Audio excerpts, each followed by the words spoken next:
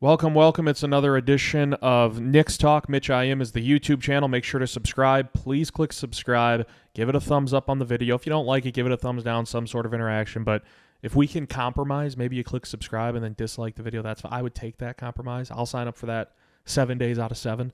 As I said, another edition of Knicks Talk. A move made yesterday by New York to sort of really cement in and solidify the roster for now. Precious Achiuwa, who came over in the OG Anunoby trade last year. Of course, R.J. Barrett, Emmanuel quickly sent to Toronto. Precious Achiuwa re-inking a deal to come back to New York, 1 year, $6 million. As I said, it kind of cements in this roster for now. As for the deal with Precious Achiuwa, and then we'll dive into the fit, what the rotation could look like, how things are sort of molding and taking place for the Knicks.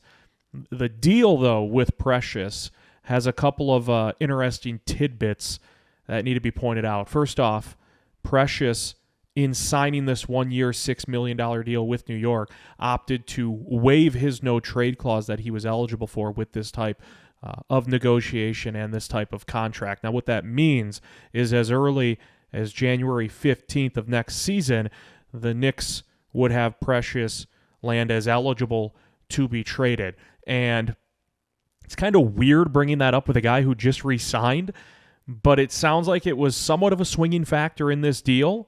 And Ian Bagley of SNY reported that Precious had other offers out there from contenders, but he's a New York kid, grew up in New York, maybe wanted to stay close to home, appeared by all accounts to enjoy his half a season in New York last year, again coming over from Toronto in the OG Anunoby trade.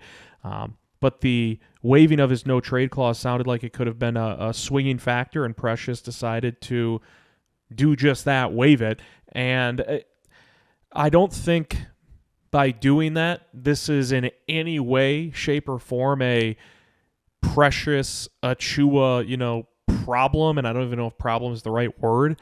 I think this is more of the Knicks front office currently combing over the landscape and saying to themselves, at some point we might need to further address the backup 5 spot behind Mitchell Robinson. Remember, Isaiah Hartenstein's gone. Big boy deal. Good for him. Tip of the cap. Got his bag, secured it. 3 years was a 3 for 90 with Oklahoma City. But I think this is more of the Knicks saying we might need to further address the backup center spot at some point in the season. Of course, Robinson has some injury history. Maybe it becomes a starting center that you're looking for at some point. And they want to have as many assets potentially available. And I know it kind of stinks to phrase it that way. And it kind of stinks even more like we should be celebrating Precious back with the Knicks. And that's what I'm going to try to do. But it is an important note to circle, star, remember for down the road that he chose to waive his no-trade clause to come back for this 1 year deal with the Knicks. So he's eligible to be traded as early as January 15th. Secondly, I think it is noteworthy that this was just a 1 year deal.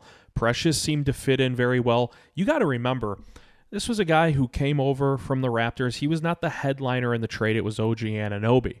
And then if you're talking other parts of the trade, everyone was like, hey, Toronto's getting young.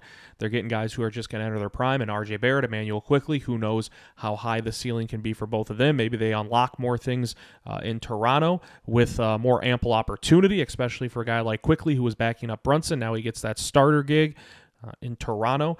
And those were the pieces that were talked about after OG Anunoby. And then you got down the line. It's like, oh, yeah, the Knicks got Malachi Flynn, who since was included in a trade to Detroit at the deadline last year. And it's like, oh, yeah, they got Precious Achiuwa as well. But I thought he fit in seamlessly. And you have to remember, there was a point in time, the reason I bring up he was a secondary piece in this trade, there was a point in time in the season, Julius Randle goes down, OG Anunoby goes down, and Precious Achiuwa, in some senses, was kind of tossed into the wolves. Tom Thibodeau was looking around. He's like, Precious, not only are you now in the rotation firmly, you're playing heavy minutes. And if you go back and you recall those games and you watch those games and those moments and those stints for Precious Achiuwa on the floor when Randle went down and OG Anunoby went down in the regular season around the wintertime, he didn't really skip a beat at times.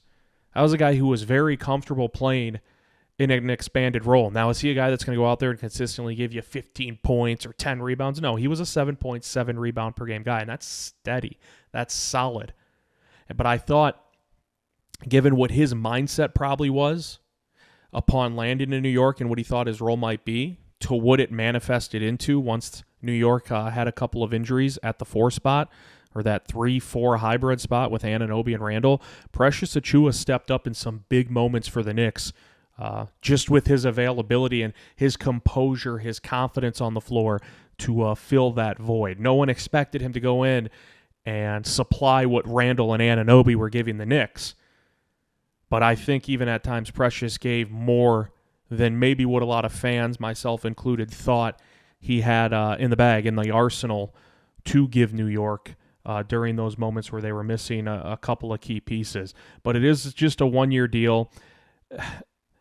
I did think bringing back Precious could be a multi-year type of move. It was not. It's just the 1 year. The roster, though, with Precious back in the mix, for now, again, the emphasis is on for now, seems pretty set for the Knicks, and they'll roll with Jericho Sims and Precious Achiuwa at the backup 5 behind Mitch. And I'm fine with that. And, it's Mitch I Am. Please subscribe, like. I should have led with this. I love the re-signing of Precious Achiuwa. That's what I should have led with. I love the re-signing. Before I got talking about him waiving his no-trade clause, this, that, and the other, I like the re-signing a lot. Joining some of those Knicks Twitter spaces in the last couple of weeks, and everyone's pondering and throwing out their ideas, and you're wondering, what can the Knicks do? What can they explore? I brought up over and over again, I said, just re-sign Precious. Precious is still out there. There's familiarity in the system, familiarity with Tibbs' style, and sort of the blueprint with the Knicks. I know it's only half a year, but I thought he played well in the moments, even in the postseason when they needed Precious to step in with Randall still down and then OG going down in that series against Indiana and trying to return and gut it out for Game 7, but missing some of those later games.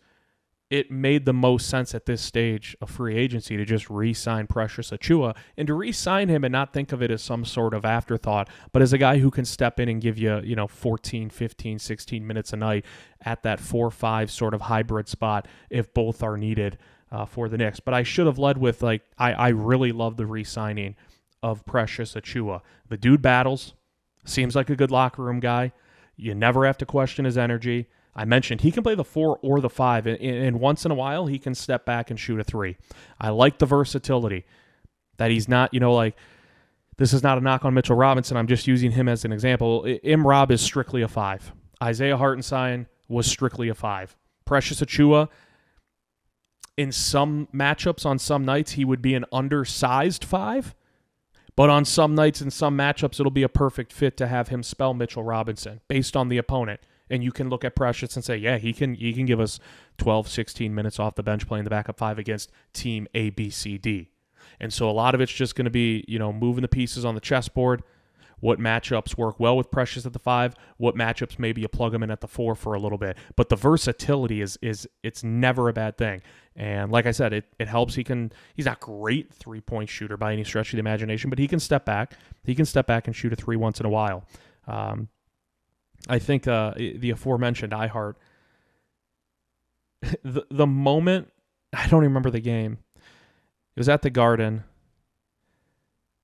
Precious Achiuwa and iHeart at center court, and it turned into a meme. It turned into a GIF, a clip that Knicks fans circulate on Twitter still. That moment where Precious and Isaiah Hartenstein were looking at each other, and they both just started screaming, and they chest bumped, and the Garden was going bonkers. And it was in the regular season too, but that clip felt like a playoff atmosphere type moment. I can still see those two chest bumping and screaming. And some Knicks account, forgive me, I can't remember who it was, but they had reposted it right after it happened and said, look at these two lunatics. Yeah, and it was just a perfect clip. That moment was one of those where I was like, man, I like Precious in New York. Just the energy that he will bring to the table. He seems soft-spoken at times, kind of quiet, but when it does come out of him, you see it in bunches, and it's vivid seeing his energy on the floor and what he can bring to the table for New York. That moment is always burned into my mind. So I'm glad they re-signed him at this point of free agency. The market had really, really dried up.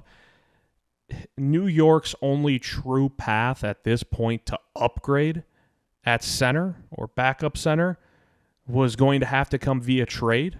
And at this point, you're probably going to have to overpay. And if you look at the one name that they were rumored with, it was Walker Kessler in Utah. Danny Ainge is pushing the buttons. He's at the controls for the Utah Jazz. You work with Danny Ainge, you're the Knicks. You know, Leon can wheel and deal with the best of them. We've seen it. But you're probably going to have to overpay to get Walker Kessler at this point and pry him out of Danny Ainge's hands in Utah. Because Danny Ainge knows you're not desperate, but he knows you got a hole and that you're trying to figure out how to plug in an option at center, and that the Knicks are circling that, and they're like, hey, you know what? We might be that one spot away from really saying this roster's filled out exactly how we want it to be heading into the regular season. And as we turn the calendar from July to August, teams can sometimes maybe get a little more desperate to fill those spots out. And so I like that the Knicks didn't, reach, panic, overpay for a guy like Walker Kessler. Would I like Walker Kessler in this rotation? Yes. Would I like Walker Kessler if it cost, Deuce McBride and a few picks? Probably not. Maybe. I don't know, but you're probably going to have to overpay at this stage. That's just where we are in the summer on the calendar in free agency. It's clear the Knicks were banking on Ihart coming back. Didn't happen. Mentioned that's fine. He got the bag. So if really for the Knicks after that, it was either you try to trade and maybe overpay, or you wait and hope someone like Clint Capella in Atlanta might be part of a trade and then bought out and becomes a free agent. Maybe he'll sign the vet minimum. But then again, it's out of your control, and you're waiting for those stars to align when it seems unlikely from the jump that it's ever going to. So by the time the Ihart decision was made, because I know there were other centers available at the start of free agency, but by the time Ihart made his decision, some of those other options the Knicks may have penciled in or sharpied in or had explored were probably already off the board. Now, I'm thinking of a guy like Jonas Valanciunas, who signed with Washington, who's not in a contending spot, but you think about what Valanciunas has brought to the table and all his pit stops. That's a solid backup center. That's a starting center on a lot of teams. But he signed pretty early on in free agency. So a guy like that was already off the board before Ihart had made his decision. It's kind of just the way the puzzle broke down for the Knicks in free agency. So I'm glad they brought Precious back. Roster seems set. There's a lot of depth. If you just go through the I don't want to call it the 2 deep because that's a football term, but if you just go through the depth chart for the Knicks, right now at the 1 you have Brunson, and then the backup you can say is Cam Payne or the rookie Tyler Kolek. At the 2 you have Mikal Bridges, DiVincenzo, McBride, right? At the 3 you've got right now it's probably OG and Josh Hart. At the 4 you have Julius Randle and Precious. At the 5 you have Mitchell Robinson and Jericho Sims. I mean, there's so many options for the Knicks depth-wise. You hope injuries don't factor into it, but if they do, now you have a little more, I don't want to say wiggle room, but maybe not as much panic, unless, I'm not even going to say it, but you don't want the injuries. But the Knicks do have a lot of depth now in place on this roster. So I'm happy with the Precious Achiuwa re-signing, coming back to New York. And next up, you would think, as long as the Knicks aren't making other moves, next up should probably be the schedule release in August. So feed us that. Again, make sure to subscribe, like Mitch I Am YouTube page. Appreciate the support as always. We'll see you next time.